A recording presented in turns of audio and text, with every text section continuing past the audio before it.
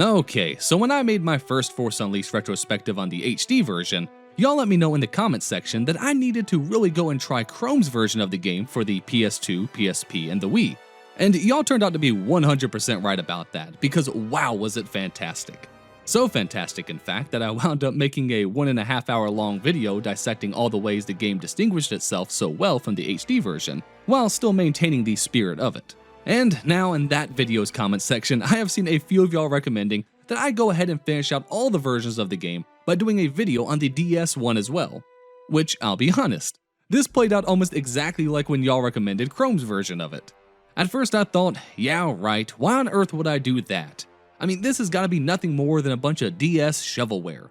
But then I played a couple levels. And then a couple more. And soon enough, I'd been playing for over 2 hours, and surprisingly, I was actually having a lot of fun, messing around with some of the controls, and seeing the additional content they added in it. Now, mind you, when I use the word surprisingly, it's not that I have anything against the DS at all. I had one as a kid and absolutely loved it. Back then, Mario Kart, Turok, and Worms were my jam. I mean, I guess Turok is technically a Game Boy Advance game, but still. My point is, even back then, I thought the idea of the Force Unleashed on the DS was ridiculous, so never really even gave it a try. And let's be real here, in some ways it is a ridiculous idea. I mean, the DS isn't exactly the easiest hardware to work on, especially when you have to create some way to incorporate that bottom touchscreen in as well.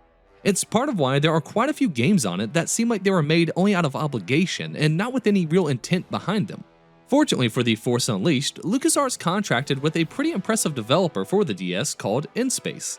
InSpace had a history of making a few games for other consoles back in the day, like that cursed-looking Rugrats game for the original PlayStation, but during the lifecycle of the DS, they were pretty effective at bringing over more conventional games to it. In 2007, a year before the release of the Force Unleashed, they had created the DS version of Modern Warfare, which, for what it was a pretty impressive port that I remember watching others have a lot of fun with. Point being, InSpace had a good history of working with publishers in the past, and because of that, they were given the very difficult task in bringing the spirit of the Force Unleashed over to the very modest handheld. Now, if you'd like to hear more about the DS version of the Force Unleashed, why don't you go ahead and check out the full DS retrospective linked below.